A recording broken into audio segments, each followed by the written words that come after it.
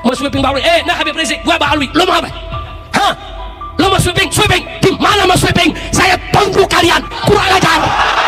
Takbir. Andaikan Fuad tidak diproses, siap kita berangkat ke sana. Siap berangkat ke sana. Siap berangkat ke sana. Siap kita berjihad. Siap bela ulama. Siap bela habaib. Siap bela kiai. Allahu Akbar. Allahu Akbar. Indonesia merdeka.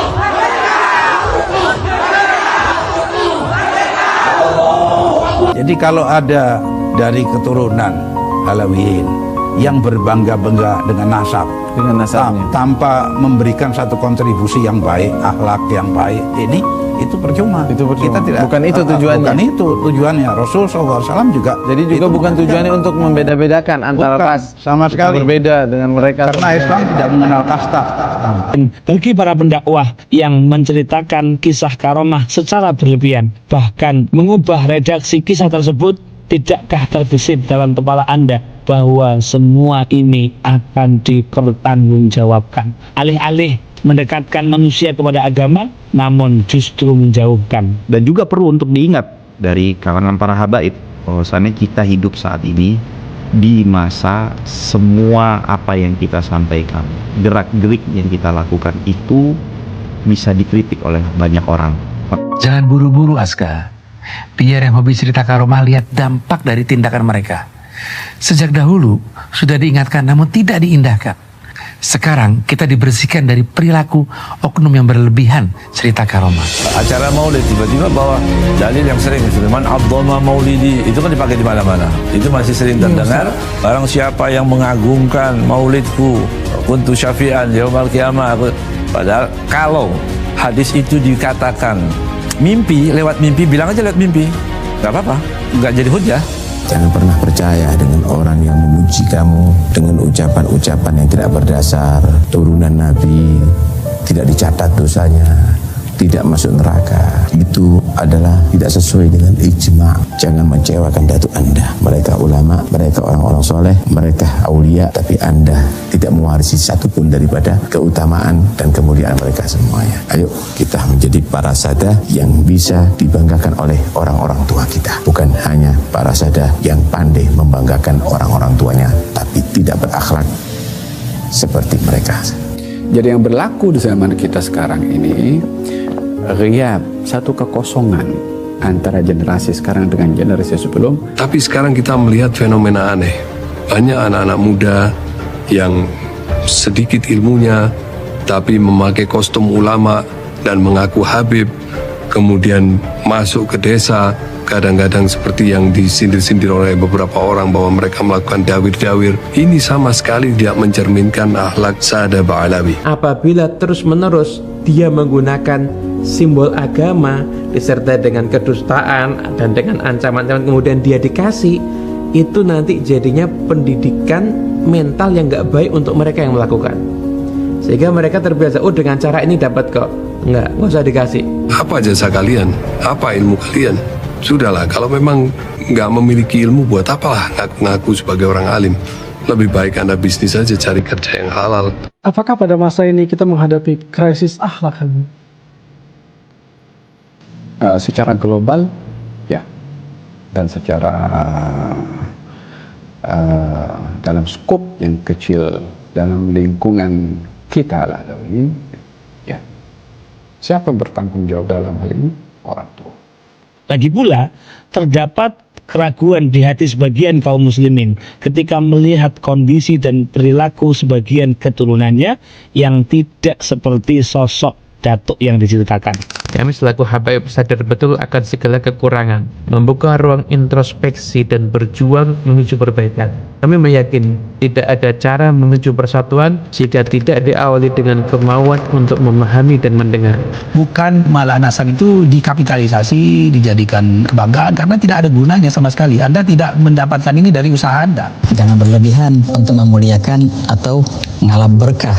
Juga Jangan memandang ajaran selain habaib sebagai ajaran yang rendah. Jangan merasa benar sendiri. Habaib juga bisa salah.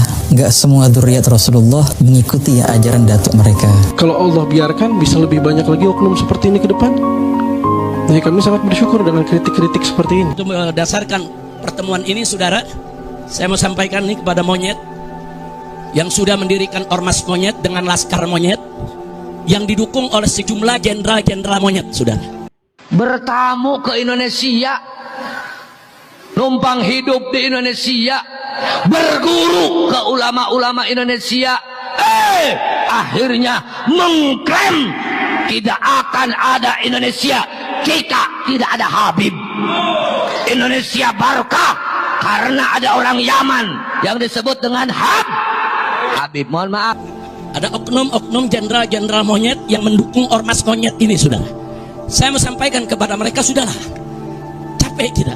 Kalian setiap hari menghina, memfitnah, capek. Kita perang aja deh. Kita perang aja. Saya siap untuk kobarkan perang melawan mereka dengan backingnya, sudah. Takbir. Kita sangat hormat sama tamu. Saking hormatnya, ada tamu yang ratusan tahun nggak mau pergi dari Indonesia. Terpaksa kita harus bertempur. Tapi saya katakan, saya tegaskan, bagi kita perang itu adalah yang terakhir. Kita perang hanya kalau terpaksa. Tapi kalau terpaksa, kita punya ajaran daripada nenek moyang kita. Lebih baik kita mati daripada dijajah kembali. Bapak Prabowo Subianto Presiden, segera perintahkan Panglima TNI, jangan sampai perang ini, Pak, di negeri kita, Pak. Jangan. Jik, lo ngapain sih manggil-manggil nama presiden sama panglima segala? Kayak lagi ngelamar jadi ajudan, tapi versinya panik dan halu.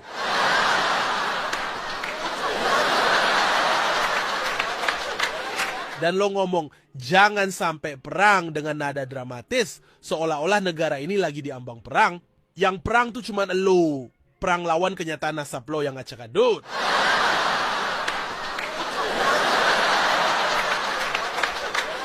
Lu kalah sama hasil DNA, malah ngajak war games. Jik, ini bukan Clash of Clans, ini Republik, Jik.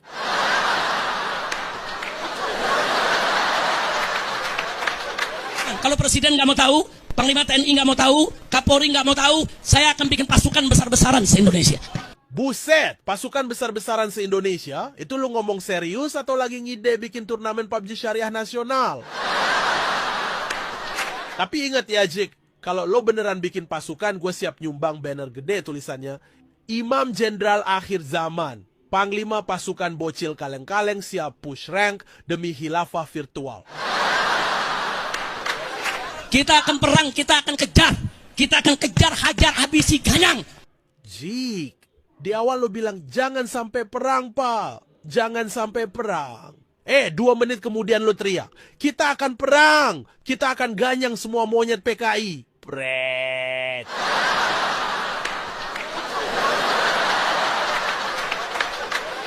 Lah ini mulut lo, ceramah apa alarm bipolar? Sumpah, gue yang nonton sampai ngira. Ini mah bukan Habib, ini Imam Joker, alias Jongos Kreatif versi underbow PKI. Dari sekarang celurit asal semuanya, saudara. Dari sekarang celurit, parang, badik, semua senjata yang kita punya siapkan. Dari sekarang celurit, parang, badik, semua senjata yang kita punya siapkan. Simpen di rumah, saudara. Simpen di rumah. Begitu ada panggilan jihad, coba-coba PKI bergerak di negeri kita, maka semua kita turun ke jalan, bawa senjata kita, habisi antek-antek PKI, saudara. Makanya saya bilang, saya heran kalau ada pendakwah, dai yang menghina, memaki. Belajar dari mana?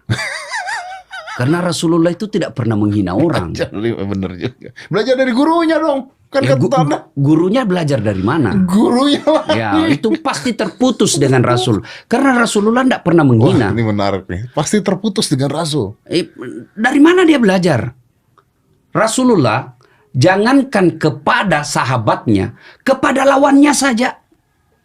Coba ketika di Taif, Rasulullah dilempari sampai berdarah. Datang malaikat Jibril menawarkan bantuan. Ya Muhammad, sudah keterlaluan orang Taif. Saya diperintah Allah, kau berdoa saja aku hancurkan ini. Kira-kira kalau saya Das'at sudah keterlaluan ini. Ada tentara satu peleton. Gimana Das'at? Ratakan. Tapi Nabi tidak. Tidak, betul. Nabi katakan jangan. Kalau Allah ingin mendengar doaku, saya mau berdoa. Berikan mereka hidayah. Mereka perlakukan saya seperti ini karena dia tidak tahu apa yang aku bawa untuk mereka. Kalau dia tidak beriman, paling tidak anak dan cucunya yang akan beriman kepadaku. Ya, karena melihat contoh. Terbukti sekarang Taif. Di Taif sekarang beriman semua. Ada lagi kisah yang menarik. Nabi lewat mau ke masjid, diludahi orang Yahudi. Oh iya, saya tahu nih cerita. Diludahi. Apa Nabi marah? Tidak, Nabi senyum. Hari kedua pun begitu. Hari ketiga, mana ini langganan? Ya? Karena nggak ada yang ludahin kan. Mana ini langganan saya ini? Oh ternyata sakit. Apa Nabi doain? Rasa kamu. Tidak. Nabi datang ke rumahnya, lalu membungkus kurma dan roti. Datang ke rumahnya orang yang meludahinya. Saya dengar kau sakit. Ya, ini ada roti, ada kurma. Akhirnya terpesona dengan akhlaknya Rasulullah. Jadi, tidak ada peluang buat kita untuk melakukan kekerasan. Karena sebenarnya dengan hal seperti itu, dengan keindahan yang diberikan, dengan cinta yang diberikan, sebenarnya lebih menarik. Iya, betul. Nah, kenapa Nabi mampu dari masyarakat jahiliyah menjadi masyarakat madani? Bayangkan, waktu itu sendiri dia berjuang. Tidak punya tim sukses, tidak punya dana penyokong, tidak punya partai, ya kan? Tapi berhasil. Kenapa? Karena keteladanan. Akhlak mulia beliau. Orang Mekah mengakui beliau, diberi gelar Al-Amin. Itu kan akhlak yang terpercaya. Sampai detik ini tidak ada satupun universitas di Indonesia yang memberi gelar mahasiswanya Al-Amin. Bisa dipercaya, tidak ada. Ya. Tapi waktu itu bukan Nabi yang katakan, saya jujur, saya terpercaya. Tidak, masyarakat Mekah. Ya. Lalu kapan mereka dimusuhi? Kapan mereka memusuhi Nabi? Ketika Nabi diangkat menjadi Nabi dan Rasul. Nah itu awalnya karena kesombongannya itu. Mereka menolaknya Nabi. Bukan karena apa ajarannya. Tapi karena kesombongan mereka. Jadi Rasulullah adalah figur kita. Wa ma arsalnaka illa rahmatan lil alamin. Siapa Ki Ageng Wonosobo? Ki Ageng Wonosobo adalah bin Bondan Kejawan, bin Prabu Majapahit Kertabumi. Jadi ini adalah kemenakan dari Raden Patah Demak, pendiri Kesultanan Demak. Gak macem-macem ini orang Wonosobo ini, Bapak Yasin Yusuf. Maka tidaklah terlalu muluk-muluk, tidaklah terlalu berlebihan. Kalau pada hari ulang tahun Wonosobo yang ke-201 yang akan datang, maka diselenggarakan pula Haul Wonosobo, yaitu menghauli Ki Ageng Wonosobo dan seluruh pahlawan-pahlawan penyebar agama Islam yang ada di Kabupaten Wonosobo. Mari kita pawai mulai dari makam Ki Ageng Wonosobo sampai alun-alun. Kalau tadi dari alun-alun sampai Ki Ageng Wonosobo, tahun depan diselenggarakan oleh Nahdlatul Ulama, oleh Jatman, oleh PWILS, bekerja sama dengan Bupati Kabupaten Wonosobo. Acaranya besar-besaran. Lurah yang tidak hadir acara Haul Wonosobo pecat. Betul. Lurah jadi pecat, apalagi RT.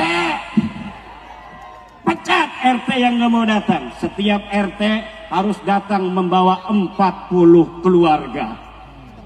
Datang, biar apa? Adakan acara inti di suatu hari, sebelumnya acara pasar murah, kemudian ada acara kebudayaan seperti tadi. Anak-anak Pagar Nusa yang masih muda, pendekar-pendekar kita, pantas di Banten ada debus, ternyata di kampung kakeknya ada debus juga. Alhamdulillah. Siapa lagi yang mau menjaga nama besar kita, nama besar daerah kita, nama besar leluhur kita, kecuali kita sendiri yang menjaga dan memuliakannya. Kenapa? Karena beliau-beliau memang orang yang pantas dihormati, betul? Mereka leluhur-leluhur kita, orang-orang besar yang memang selayaknya dihormati. Kita bisa menghadap kiblat hari ini untuk sholat 5 waktu. Karena siapa? Karena leluhur-leluhur kita yang menyebarkan agama Islam di tanah Jawa, di tanah Jawa Timur, di tanah Wonosobo ini. Jika bukan mereka, hari ini mungkin kita belum mengenal Allah. Mungkin hari ini kita belum mengenal nama Muhammad kekasih kita. Kita belum mengenal rukun iman dan rukun Islam. Kita belum mengenal Al-Quran. Tetapi berkah para penyebar agama Islam yang diantaranya yang paling utama di Wonosobo ini adalah Ki Ageng Wonosobo. Maka hari ini walau panas terik pada hari ini, tapi tidaklah menjadikan semangat kita untuk hadir sampai 12:30 pada siang hari ini dengan panas yang luar biasa, tidak menggeser putra-putri Wonosobo untuk menghadiri acara haul Wonosobo pada hari ini. Alhamdulillah, Allah mudah-mudahan dengan acara ini akan menyirami kita dengan anugerah keberkahan. Keberkahan bagi tanah kita Wonosobo, keberkahan bagi orang-orang yang hadir pada hari ini dalam acara haul Ki Ageng Wonosobo. Mudah-mudahan yang hamil, anaknya yang akan dilahirkan akan menjadi Presiden Republik Indonesia, akan menjadi Gubernur Jawa Timur, akan menjadi Kapolda Jatim, akan menjadi Kapolres Wonosobo, Bupati Wonosobo. Jadi ulama-ulama besar, ulama yang la yakhafuna laumata laim, yang tidak takut akan cacian-cacian orang yang mencaci jika harus berkata kebenaran. Kenapa? Ada orang-orang yang berilmu tetapi tidak berani berkata tentang kebenaran karena mereka takut akan cacian. Semua orang yang hari ini hidup mempunyai kesempatan yang sama akan ilmu pengetahuan, karena semua manusia yang jumlahnya 8 miliar hari ini itu semuanya berasal min abin wahidin wa ummin wahidah, berasal dari ibu yang satu dan dari ayah yang satu. Ayah kita siapa? Nabi Adam. Ibu kita siapa? Siti Hawa. Semuanya manusia di atas dunia yang berjumlah 8 miliar ini mempunyai bapa yang satu, ibu yang satu. La fadla li arabiyyin ala ajamiyyin wala li ajamiyyin ala arabiyyin wala li hamra'a ala bayda'a wala li abyada ala ahmara wala li ahmara ala abyada illa bi taqwallah. Tidak ada kemuliaan orang Arab terhadap orang selain Arab. Tidak ada kemuliaan orang selain Arab mengalahkan orang-orang Arab. Tidaklah orang yang hitam lebih mulia daripada orang yang putih. Tidaklah orang yang putih lebih mulia daripada orang yang hitam. Tidaklah orang yang bule lebih mulia daripada orang yang sawo matang. Tidaklah orang yang sawo matang lebih mulia daripada orang yang bule. Illa bitaqwallah, kecuali dengan takwa kepada Allah. Kemuliaan manusia di sisi Allah bukan karena hartanya. Kemuliaan manusia di sisi Allah bukan karena keturunannya. Betul. Kemuliaan manusia di sisi Allah bukan karena pangkatnya, tapi kemuliaan manusia di sisi Allah adalah karena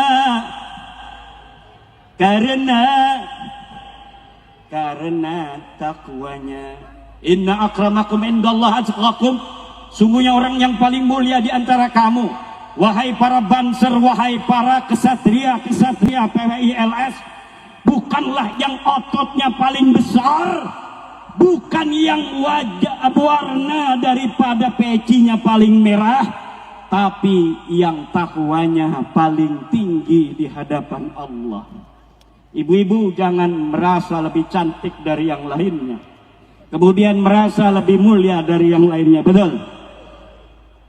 Bapak-bapak jangan merasa yang paling banyak istrinya lebih mulia dari yang lainnya. Setuju ibu-ibu? Bu, yang paling mulia yang istrinya satu apa yang istrinya dua? Yang istrinya satu.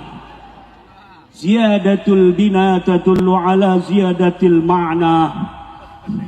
Tambahnya sebuah bangunan itu menunjukkan tambahnya isinya. Masa iya yang satu lebih hebat dari yang dua? Itu namanya ibu-ibu matematiknya nggak lulus.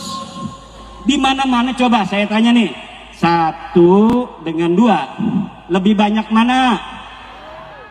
Kalau kita punya duit yang 10.000 dengan 100.000, milih yang mana? 100.000, banyakan mana? Berarti yang banyak lebih setuju? Enggak juga.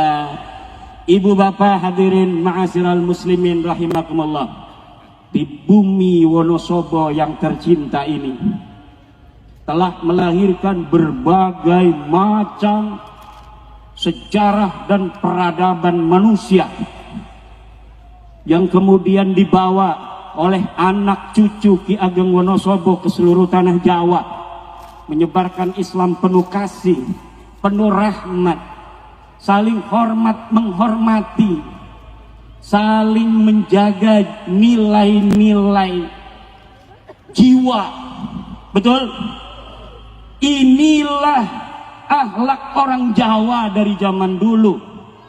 Inilah akhlak orang Jawa yang diturunkan kepada kita hari ini, dan kita akan menjaga itu sampai kapanpun juga.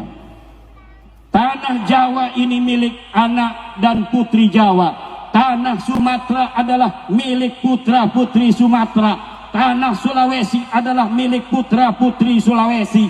Tanah Kalimantan milik putra putri Kalimantan. Tanah Maluku milik putra putri Maluku. Tanah Papua milik putra putri Papua. Tanah Nusa Tenggara milik putra putri Nusa Tenggara. Tanah Bali milik putra putri Bali. Tanah Madura milik putra putri Madura. Nusantara milik putra putri Nusantara. Tanah Nusantara bukan milik Aulia Darin. Tanah Nusantara bukanlah Bintu Terin, tapi tanah Nusantara adalah dan akan selamanya menjadi milik putra-putri Indonesia. Siapapun orang yang akan berusaha merebutnya dari tangan putra-putri Indonesia, maka dia akan menghadapi laskar-laskar sabilillah, dia akan menghadapi pasukan Banser Nahdlatul Ulama, dia akan menghadapi Tentara Nasional Indonesia, dia akan menghadapi kepolisian Republik Indonesia. Tidak akan pernah sejengkal pun tanah warisan daripada nenek moyang kita akan diberikan secara gratis pada siapapun, kecuali kami putra putri Indonesia seluruhnya sudah tergeletak menjadi syahid. Wallahu huwal muwaffiqu ila aqwami thariqin. Wassalamualaikum warahmatullahi wabarakatuh.